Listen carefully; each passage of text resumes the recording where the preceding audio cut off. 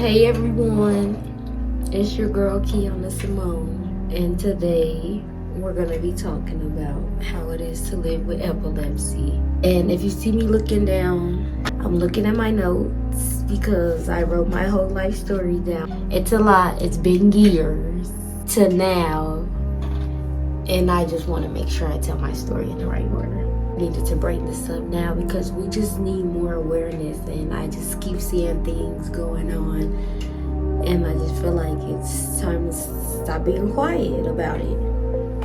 I'm gonna talk about what led to the diagnosis, the doctor visits, the emotions behind it, how people can make you feel living with this and treat you. But all began, I was having headaches since I was little, constantly these bad pounding headaches. And my mom would give me medicine. Sometimes they would go away, sometimes they wouldn't. She would take me back and forth to the doctor to see what's going on. And they would run tests, and the tests they would run would be CAT scans, blood work.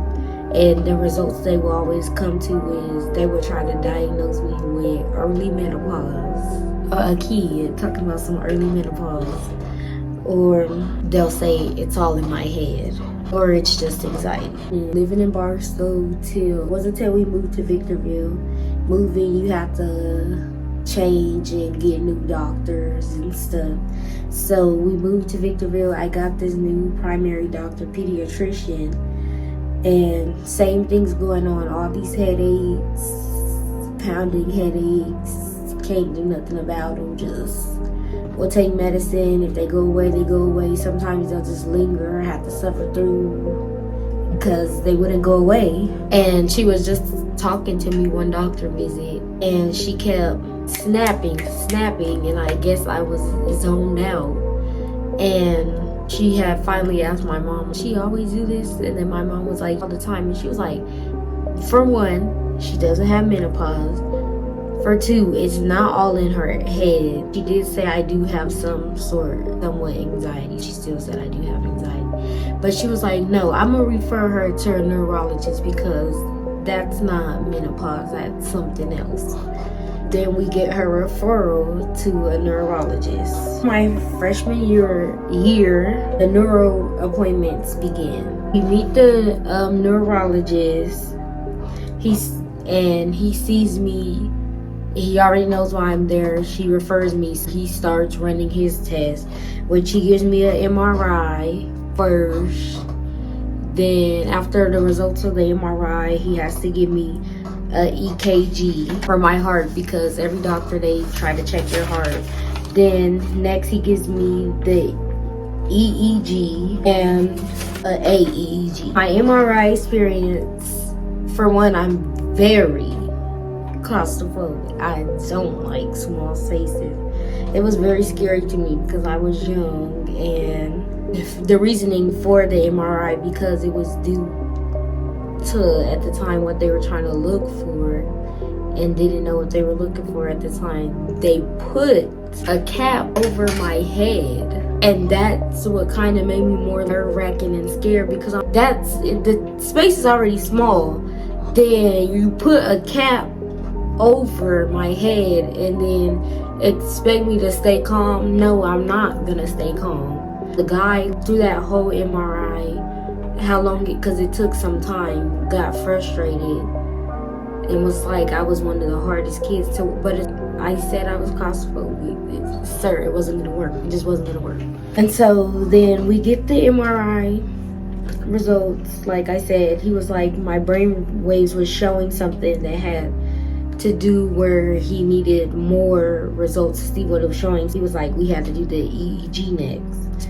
Then I get the EEG, and EEG is basically a test where they just flash lights in your face for like a good, I think they described like for a good 30 minutes, where they're trying to test to see if you have any form of seizures, so any type of epilepsy.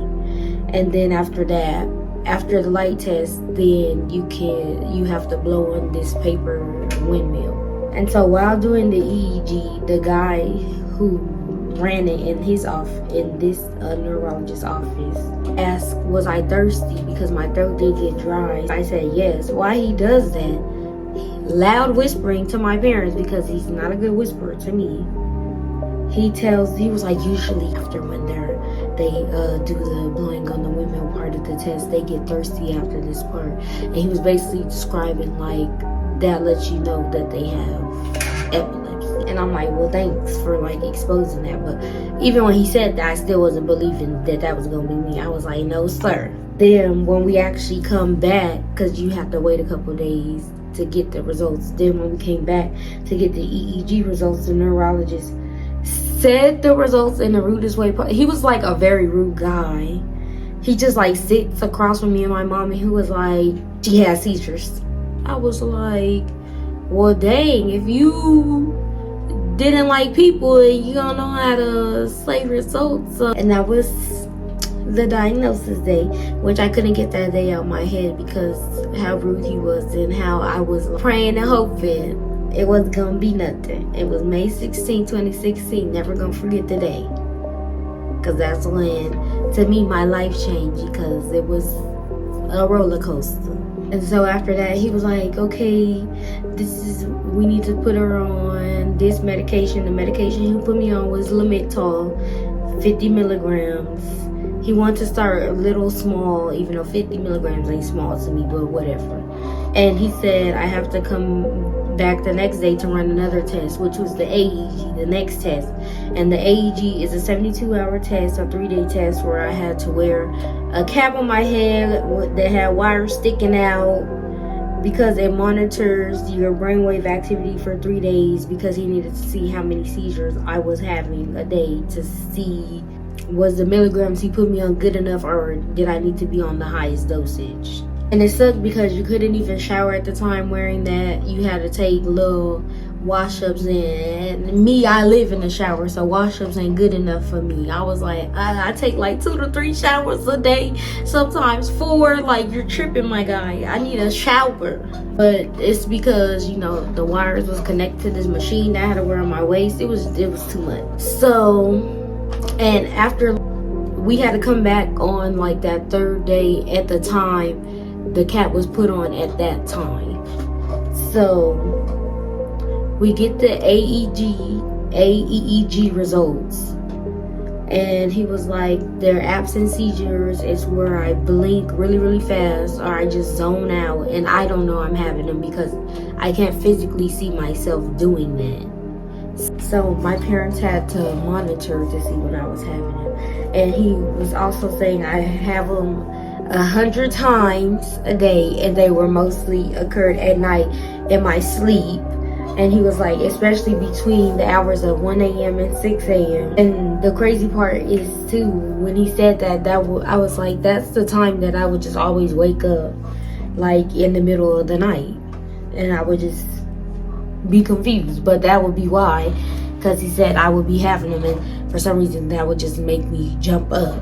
But what was kind of like made me upset with before I got the results of AAG is when I had to wear the cap to school, because I was like, I ain't tell nobody that I just got diagnosed with epilepsy, and this is what I have to do.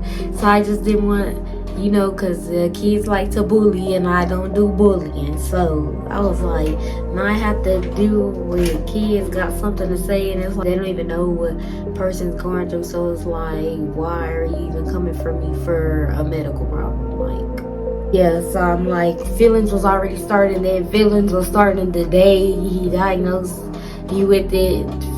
Just feelings all up in the air. But I mean, it was big on more when he first said it. Like, all I could think about was, I'm like, wow, now I'm diagnosed with this. Now I'm gonna be a burden to my parents. It's the main thing I felt, because it's like, now your parents have to really, really focus on you. Especially me, because I don't like attention, so I don't like people like all up in my grill. Like, focus on me. Like, I like my space. I like to be, you know, just me, all by myself, okay?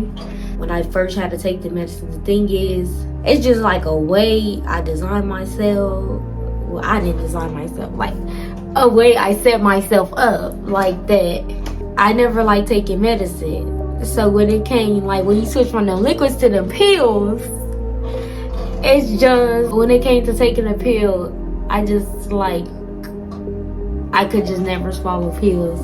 It's like I just know that I'm taking the pill, and then I just made my body designed to don't take them pills, because medicine ain't the way, because I just don't like medicine. Like, that's the last thing I would want to take. When I actually had to be on medicine that was like an everyday thing, I was like, so taking the Lamictal, like in the very beginning, was stressful because trying to swallow a pill, because I knew the pill was in my mouth. So I kept spitting it out, and then my parents watching me, because he said they had to watch me take the medicine. So that made me self-conscious already too, because I don't like people looking at me. So I'm like, they really have to, the fact that I already don't like taking pills, and I have to adjust my body to know you have to swallow this pill, it's already a lot of pressure on me. So that, and then you got them staring at me to take this pill, like, no. So I kept spitting it out, and then it made my dad frustrated, and he yells, "Do you want to die?" And I'm like, really? Like, obviously not. But so it's like, you just see his emotions coming back at me. I already get emotional about like the whole thing since the day I was diagnosed. So it's just like, it was just too much. This ain't a good part. I feel like it's kind of sad, because I don't really remember a lot of my freshman year, because I really didn't have much of a freshman year. Most of my freshman year for me was all the neurologist appointments, because it was fresh. We still was trying to like figure them out, because it was fresh diagnosis. Like, we're trying to get them down. He's like, it's 100 a day, mostly at night. You know, and then first when he said that to me too, I was like, well, now I ain't sleeping, because you saying that all calm, like that's supposed to make me feel better. Like, no, while I'm sleeping, I don't think so. So looks like I'm not sleeping. So yeah, and we were just trying to see like if the medication will work, and it was, yeah. But I think I ended up, he kept me on the 50 milligrams, and he just will make sure, well, it was 50 milligrams, but it was really 100, because once he found out it was 100 a day, he did 50 in the morning and 50 at night. So I ended up being on the highest dosage. I was taking 100 milligrams pretty much. Well, yeah. I was taking 100 milligrams, 50 in the morning, 50 at night. And so I didn't feel good about that. I'm like, that's a lot of medication. So being on the strong medication, I was like, this better work. And I had to make sure, I think it was like every 3 weeks, every other month, or no, every 2 weeks, every other month, I had to see him to get blood work, because the medication would damage certain organs. So he had to make sure, okay, you know, we have to check this, and make sure it's working at the same time. And then I think the second semester again is when I had to get the test, the AEEG again. And he had to make sure everything was nice and dandy, and that they were going down, because they make you take the medicine for a while, and then you have to get the CAP test to make sure like that they're going down, and if the medicine is working, and if they need to up it. Luckily, he didn't up it, because it was already hot. Other places besides school where I needed to adjust to the new normal for me was church. And that was like the one place I was like, well, you know, but you can't force people to, you know, adjust to things that, you know, they're not gonna understand. But I also feel like if you're not gonna understand, then it's not your place to be speaking on things, is what I feel like. So, you know, go to church, like still fresh with this, all the emotions, stay to myself, because I'm not big on speaking on my emotions. And the reason why is because people don't know how to respond to it, and then they be having their opinions on things that, for one, They're not entitled to speak their opinion on it. And two, it's not about them. So church was stressful for me because I grew up in this church, like literally born and raised. And a lot of the people there, like, know me since I was a baby. So like, they kind of feel like they're entitled to like say a lot of things to me. And I don't feel that way because I have two parents, a mom and a dad. So 1, 2. I have my parents. Only people that I feel like can say something but still not like rudely to me is like godparents or aunties and uncles, but still not like, if it's not, respectful, like if it's gonna stress me out, then no. But the thing is, I wasn't like open at first to telling nobody. So the only people that knew was my siblings and my parents at first. Nobody else knew because I wasn't open to just, got diagnosed with epilepsy, because people just are weird with things. And this is why I feel like you say you get diagnosed with anything, whether it be epilepsy, cancer, like you got diagnosed with autism, anything, any medical condition, any disability, people just see you as that, and then they think you're not a person. They think you're not normal. They think like you're contagious with something. They like shoo you away. Like they're just disrespectful, and I just don't like it. One big major thing my neurologist had already told me to do was not stress when this happened, because stress is the #1 cause that triggers your seizures. The thing is, I'm like, I go there, and in high school, even if it is your freshman or sophomore year, junior, it doesn't matter. People still like to ask the questions, what college are you going to? Well, I don't know, maybe because I'm just in the beginning stages of high school, why does that matter? Even if your mind was made up or not, why are you asking? And then they don't know what you're dealing with and if you're going or not. And the crazy part is, like, this starts from a how are you question. You're not asking me how am I, you just want to know my whole life story. You're prying into my life. And it's like, but I'm not giving you that access because you're very opinionated and entitled, but it's not your business.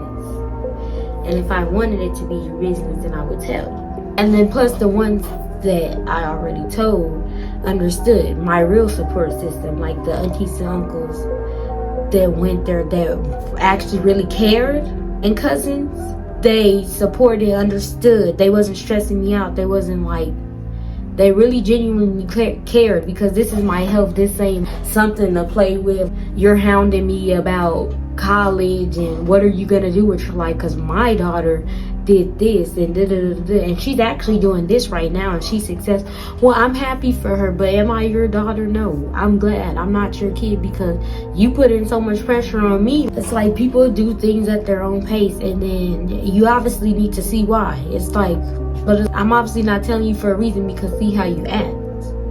You're at your grown age, you're acting like a bully when you too grown for that.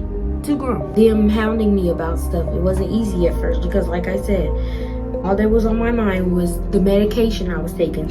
A very strong medication that can do things to my certain organs. The constant blood work I had to keep getting. Just happened to take medicine in general because I wasn't ready to be on pills like a constant thing. And then it's like people's reaction to you not understanding, because for one, they haven't been through nothing a day in their life, so of course they're not gonna understand. They feel like they can say anything to you, which is not fair, because you don't say nothing to them.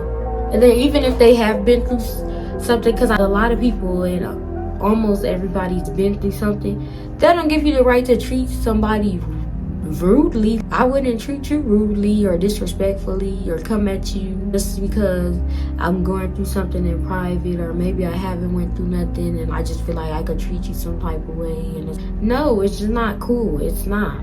We're just not doing that. We're not. It had got harder then, because like the stress started to kick in, still being in public school. Like there would be times where I would just be taking notes. I guess this is where the seizures At the time, the epilepsy it wasn't getting better. At that time, it was getting stronger because the stress triggers them and makes it worse. I would be taking notes and zoned out, and next thing teacher would be erasing the board. But that's the thing, I didn't know I was zoned out the whole time having a seizure till I'm arguing with the teacher. Why would you do that? Why would you erase the board? You saw I was taking the notes. They were arguing with me. No, you're just wasting time. You was over there in La La Land. Whole time, I'm not in La La Land. I was having a seizure, but they didn't know that. And the reason why they didn't know that, let me just go back real quick. To freshman year, when I got the diagnosis, I had to be on this thing called a 504 plan. And my mom went straight, because my mom, my biggest advocate, she already had that going. She went straight to the office to get all that filled out, told the principal, this is what's going down. The terrible principal who did not care because she said she was going to do all this. My mom tells her all of this. You have to let the teachers know. Said she was going to let the teachers know, do all of that, and it didn't happen. Because hence the argument back and forth with the teacher, that was not on purpose. It was just like they was kind of like being rude to me, telling me I was in La La Land, not caring. And why would you say it like now? I felt like that was just making fun of my situation. You're calling a seizure La La Land? No, that's not what that was. And it was a back to school night, because the back to school night you get to meet the teachers. And they were just explaining, we love Kiana, but she takes notes and we get a little arguments here and there. And my mom was like, y'all don't know her. And then that's when, from that back to school night, marched straight to that principal's office. What happened? What happened was the principal decided not to go with the 504 plan. And that's why I said those years got stressful, because it never happened. It was supposed to help accommodate me so these things wouldn't happen, but it kept happening. The best part is because I have the great friends that I had in school that would help me, like notes wise. You could look at because they were my support system. I told them because they didn't look at me like, and then my cousin went to that school too. We had some classes together. You have those people that's gonna help you out, because so you won't get into these problems. And then later, when my mom just explained to all the teachers, then they started helping, because sometimes you just can't count on the principal when that was supposed to be the principal's job to help, when you said you were gonna help. During my sophomore year, I was being harassed by 3 male teachers. We also reported that to the principal. One retaliated against me because instead of taking real precaution, the principal tells this teacher. The teacher gets upset when he has that class period, when I have that class period with him. Like my friends, they were doing some silly stuff during that, whatever, leaves something dumb on the table. He blames it on me, and he was like, I'm gonna fail you, cusses me out, and actually fails me. And then the other 2 proceeds to emails my mother saying, I just want to be Kiana's friend, and she won't talk to me, but you're making me uncomfortable. I don't have to be your friend. You're a teacher. You're a teacher. You're a teacher. I'm a minor. You're a teacher. I was a minor. So that was adding extra stress to me, because the principal's over here letting me get harassed by 3 grown male teachers and doing nothing about it. I'm like, I don't need that on top of trying to do my work, and it was just too much. Now, like I said, we're on my junior year, back to church. So now we're closer to finishing, because next is senior year. You're just going to church, and imagine you just keep getting asked, what are you gonna do with your life? Did you hear so-and-so's kid is going to this college? I didn't hear what you're doing. Well, in the politest way that I keep doing and kept doing, explaining, well, I'm not doing that because, and you already know, because I keep explaining. And then the thing is, they're still like, well, why can't you? I said the reasoning. But it's like, no, you just keep getting pushed. And then they see the age, oh, you should be driving. Well, why aren't you driving? Because my daughter was driving at this age. It's not making sense why you're not driving. Or my son was driving at this age, so it's not making sense why you're. And the thing is, I'm like, I keep responding politely, so you don't want to be rude. And that's the thing. I don't speak my emotions. Instead, it keeps bottling up, which makes me angry. Until when I get angry, I start crying, because it's like, you're trying to put me in this box. You're trying to corner me. You think it's okay to bully somebody because you don't know what they're going through.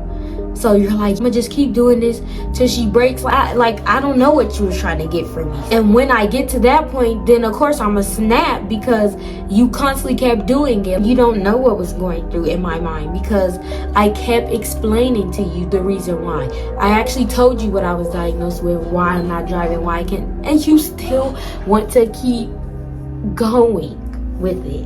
And like I said, these are all these people that knew me since I was little, that starts comparing me to their kids or someone else's kids that haven't went through nothing similar to me, or have went through stuff that's been private, or they have went through stuff, but sometimes they feel like I went through stuff, but I still was able to do this. But your stuff wasn't my stuff. Do you know what happens when somebody has epilepsy?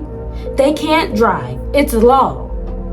Because they don't want you to have a seizure and crash.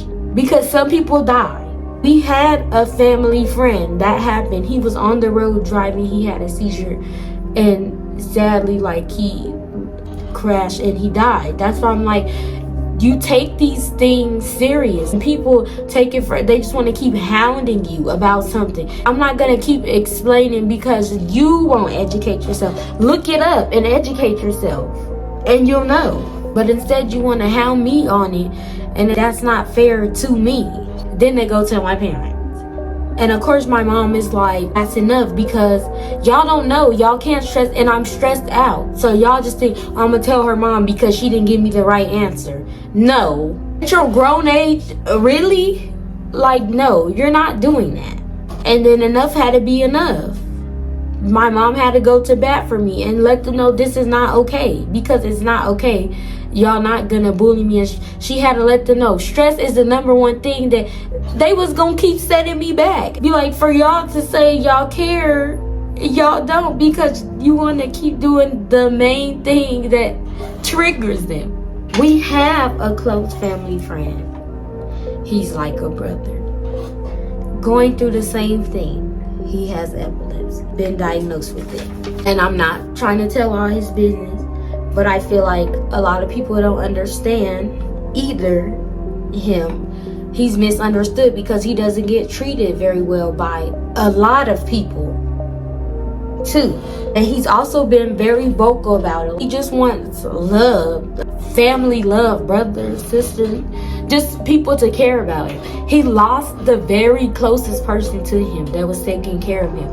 His situation with epilepsy has made him homeless and all of that multiple times, because his are very invasive, like that you go back and forth with the medications. As it's hard, like when it's hard with the doctors out here, period. They don't be taking it serious either, trying to get you on the right medications to get this. And that's the thing, there's a couple times he voiced, like, you know, how he's feeling, how he feels like a burden.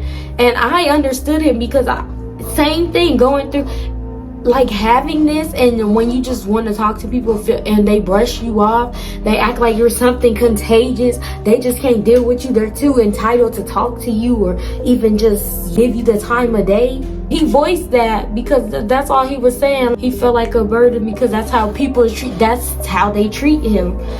And it just made me feel like, no, it's time for me to stop hiding. It's time for me to tell my, when he was told to man up, because that has nothing to do with him being a man and needing to man up because of what he's going through. And this is when I say, when you just know somebody haven't been through nothing, or nothing as, invasive or like that, like what you're going through, diagnosed with nothing, because people like go through things all the time. You're always going through, but something like that's a medical condition or disability, any of those, when they just say anything to you. And at the same time, if you really didn't have anything to say to him, me, or just anybody, don't say anything. Just don't talk at all, because it's not needed. Just shh.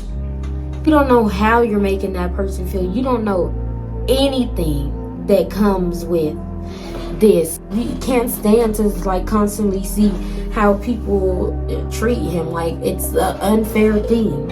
If you can't be that compassionate ear to hear him out, or just hear anybody out that's going through anything, then you don't say anything. Don't even stand there to be there.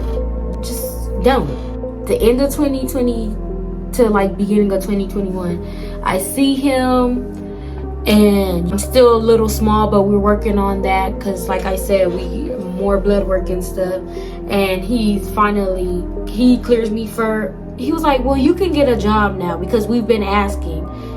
Well, first of all, he forgot. This time when we go into the appointment, my mom was like, remember, because I always write down what I need to ask him for another appointment, if I've been wanting this, or if I've been waiting and he just been beating around the bush or brushing it off. This time my mom was like, you know what you're asking? Yeah, so I'm like, this time I'm like, well, can I get a job now, because you said I couldn't job college? And he was like, why can't you?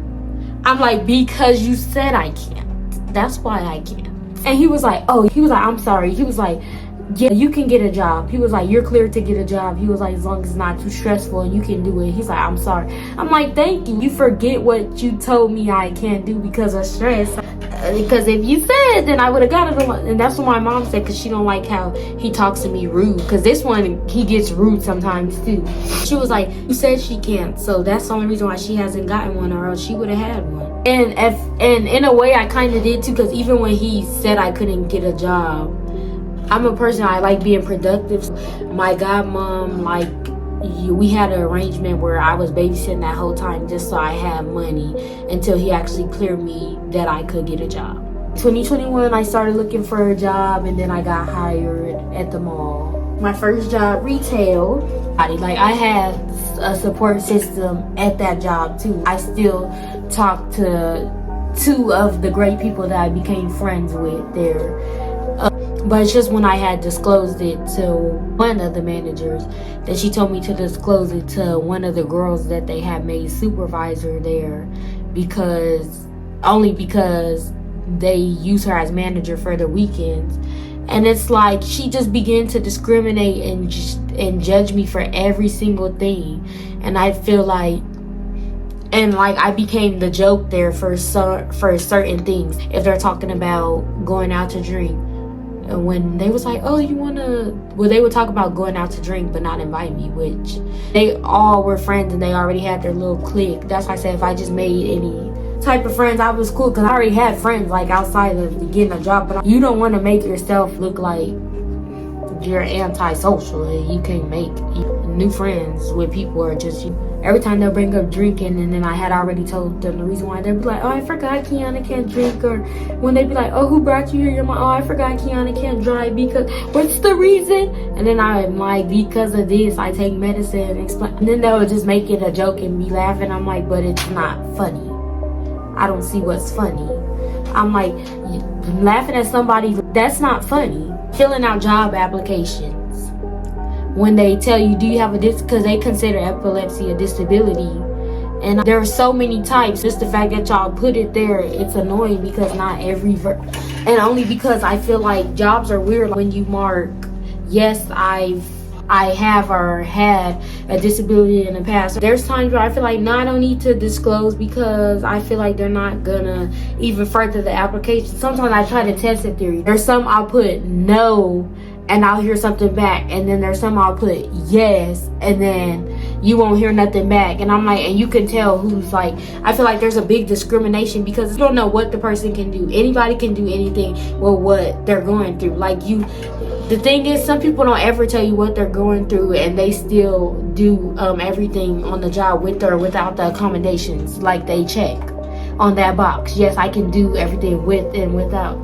with or without any accommodations. And y'all just be trying to put everybody in a box. That's why I said a lot of jobs just be discriminating with a lot of things. With the college thing too, I felt like college, since he said it was a lot of stress, I was gonna go when I was ready and passionate and able to do the work. What I had to keep telling people at church, and it's like, and when it wasn't gonna be stressful for me. And then another thing with driving, because like I said, this has been recently again, there's been people saying, oh my gosh, you drove yourself here, why haven't you driven yourself here? And when I explain the situation again, and they just want to keep bullying or talk about, well, I've been driving since 8 years old, or I've been driving since 18 years, or my daughter or this person been driving. And it's like, well, I'm not them, and I'm not in a rush to be driving, because first you want to make sure I'm good and healthy and I can drive, and I need to be cleared. And that's where my frustration comes in, because you're not understanding.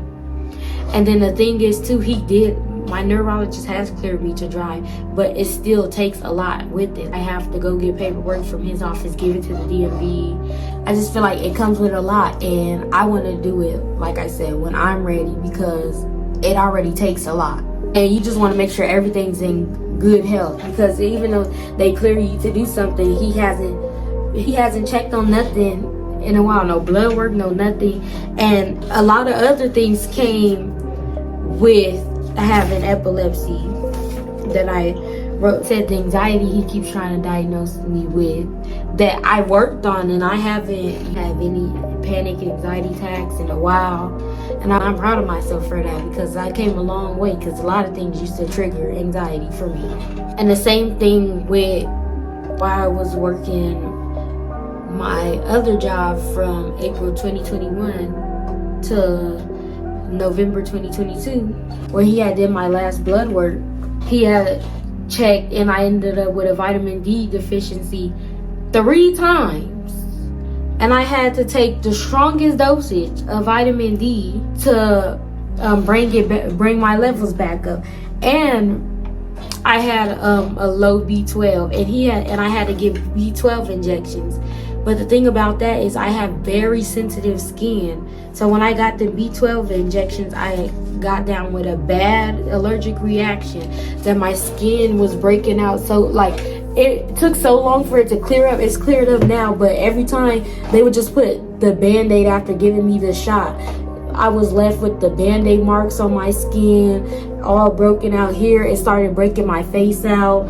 So I was like, every time it was just something. That's why I said I never got a break. And every time somebody wanted to give me a problem, I'm like, can I just get a break? That's why I said, like on my job, when things begin to get toxic, I'm like, I don't need this on top of I'm already getting headaches and breaking out with an allergic reaction from these B12 injections I have to get. I'm like, it's too much. I just want to say, ending off this video of my story in 2022, like I said, I was working now, because I got a job in 2021, got hired on the spot. And well, I forgot to put that in there, y'all. I got hired on the spot. This was actually after making the year mark of working at this job. So this was 1 year. I was going to the gym now, just to help, because the gym was a relaxing thing for me, going to the gym with my mom. But still, like I said, I kept my emotions inside, so things bottled up. The other people's emotions like come into play, like when your parents voice their emotions about things, that it gets to you. And yeah, April 29th 2022, like I said, when things got hard again, because me bottling up my emotions and not talking, and when we was in the car on the way to take my brother to work. And then after that, me and my mom was gonna go work out at the gym. When you just have your parents like to give you the lectures about life and what you need to be doing with this, but when for some reason, for me, when my mom voices it to me, she just has like this certain tone that when it just gets to a certain point, it just all sounds like yelling to me. And that's the thing. Like I said, I don't voice my emotions like at all unless it gets to a certain point when they're all bottled up. And that's the thing, I already had so many emotions bottled up at that point again, that it wasn't even her, you know, lecturing about life or whatever the conversation was, because I forgot, that just made me reach another breaking point of whatever, of all the emotions I was going through my head. And like I said, the situations at work that was going on too, that, you know, I just blurted out, just stop yelling, I can't take this, and this is why, you know, you're the reason. I said something to the sort of, this is why you make me want to kill this, you know, because I was at that point again, second time, y'all. My mom, like I said, because her being my biggest advocate, was, you know, she wasn't gonna take that lightly, me saying something like that. It drove me to the crisis center. You spend the time you spend there till, you know, things settle, and you can go home the same day if, you know, everything's good. And this was like, again, like I said, me listening to what people have to say, the stress, the emotions bottled up from all the same old stuff. And it's like, and like I said, it's also when you take on, like, you hear your parents out, but, you know, you be in your own thoughts and emotions, and, you know, you hear your parents when they say you can come to them, but you also don't hear them when they're already dealing with their own stuff, and then you feel like they only care about their own emotions, because that's what I was feeling at the time, on top of already what emotions I already had bottled up then. And I just felt like nobody was hearing me. So it was at like just another breaking point. I was just done again. I feel like now is the time to tell, because, you know, just tired of being in my shell and hiding, and I know this can help a lot of people be able to tell their story and, you know, be able to talk to people, you know, so it don't get to when it's too late. And just don't forget to, you know, love yourself first and forget what people say. And, you know, just find that trusting person, they out there. And if you can't find them, you always have God. And hence, this is what that tattoo is for. After all I've been through, and I love butterflies because they're about, you know, that rebirth and all that. I was like the butterfly, and to just remember to love yourself. But I didn't have to get all of that. Just love. It's just that simple. And to just love everybody, show them kindness. And then lastly, with dating or just making new friends or anything, I want to talk about those emotions real quick before I end this video off.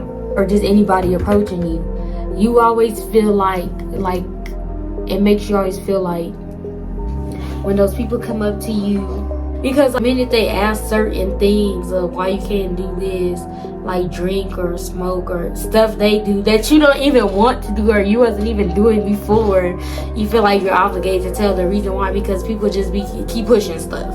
And like same with certain friends, like sometimes you push away from your friends and certain family members because they just don't get it when they constantly keep asking you want to drink, you want to some that do certain things that you don't do or wasn't doing before you was diagnosed with something. And then when you explain it, understand for them to understand you, sometimes they still don't get it, or after they do, then now all they see is what just see what you was diagnosed with. All they would see is the epilepsy, and so now I get it, that's why you don't do that. Well, that sucks, you're missing out. And why do it has to be that I'm missing out just because, you know, I don't, somebody's willing to open up to you about what they're going through. Just be that sympathetic ear to listen to them. And if you can't be that because you don't understand, then just give them a hug. And if you can't do that, then you honestly don't have to listen, because you're not entitled to give an opinion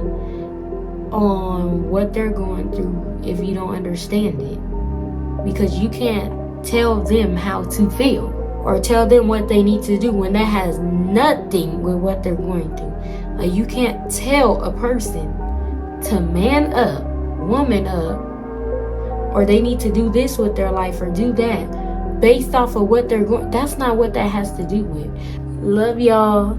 Like I said, there will be a point of view of my mom where you will get probably like way more information, where you could tell more to the story, where her point of view.